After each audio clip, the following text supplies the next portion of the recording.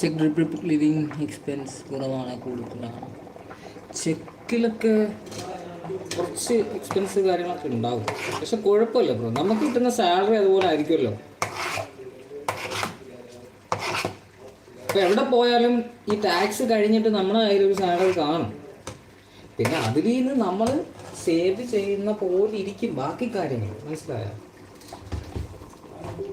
പിന്നെ നമ്മൾ over time ചെയ്യുന്നതും അതെല്ലാം ഒരു വ്യക്തിയെ സംബന്ധിച്ച് എങ്ങനെയാണോ അതുപോലെ ഇരിക്കുള്ളൂ.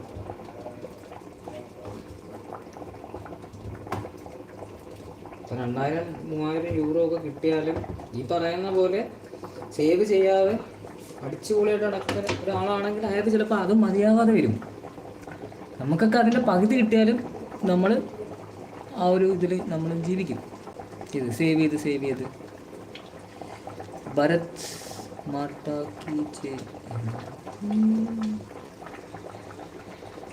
മാർക്കോസ് കമാൻഡോ.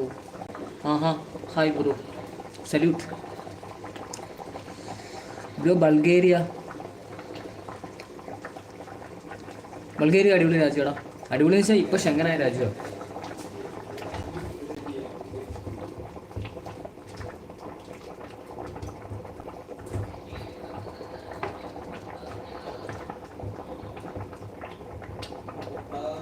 നമ്മുടെ ബീഫ് ഓൾമോസ്റ്റ് സെറ്റായിട്ടുണ്ട്. കുറച്ചും കൂടി ഒരു വേവിലായിട്ടൊന്ന് പരിപാടി കഴിഞ്ഞു.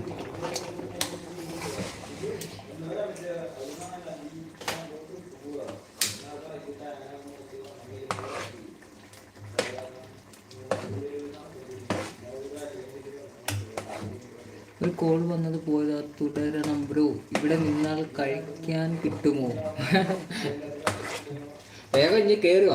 നല്ല ബീഫ് കറിയും നല്ല ചോറും കഴിക്കാം. ഓടി വാ.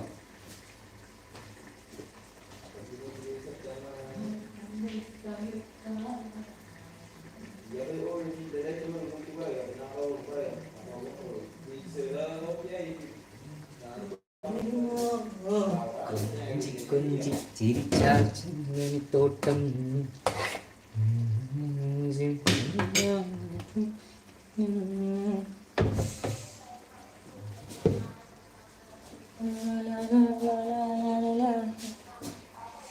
പിന്നെ എല്ലാവരും ഫുഡൊക്കെ കഴിച്ചോ? എൻ്റെ ഫുഡ് കാര്യങ്ങൾ നല്ല റെഡി ആവുന്നതേ ഉള്ളൂ, കഴിഞ്ഞിട്ട് വേണം കഴിക്കാൻ. ഇതാ ഞാൻ പറഞ്ഞത്, നമ്മുടെ വീട്ടിലുള്ളവരുടെയൊക്കെ ആ ഒരു വില എന്താണെന്ന് നമ്മൾ മനസ്സിലാക്കണം. എന്താണെന്ന് വെച്ചാൽ ഞാൻ അറിയുന്നത് കഴിഞ്ഞാലേ, നമ്മളിവിടെ വന്നിട്ട് ജോലിക്ക് പോകുന്നു, റൂമിൽ വന്നിട്ട് ഫുഡ് ഉണ്ടാക്കുന്നു, കഴിക്കുന്നു, ആ സെറ്റപ്പ് അല്ലേ. അപ്പം ഞാൻ ആലോചിക്കുന്നത് നമ്മുടെ വീട്ടിലും ഈ സെറ്റപ്പ് തന്നെയല്ലേ നടന്നുകൊണ്ടിരുന്നത്. നമ്മുടെയൊക്കെ അമ്മമാർ നമുക്കുള്ള ഫുഡ് ഉണ്ടാക്കി തരുന്നു, എന്നിട്ട് അവരും ജോലിക്ക് പോകുന്നു, നമ്മളെയും കൂടി നോക്കുന്നു. ഗോഡ്, സമ്മതിക്കണം കേട്ടോ അവരെയൊക്കെ. ബ്രോ, കറി തിളയ്ക്കുന്ന സൗണ്ട് വെരി നൈസ്. നല്ല ആ ബീഫ് കറി ഉണ്ടല്ലോ, അതിങ്ങനെ ഉണ്ടല്ലോ, ഇങ്ങനെ പെട്ടെന്ന് ഇങ്ങനെ തിളച്ച്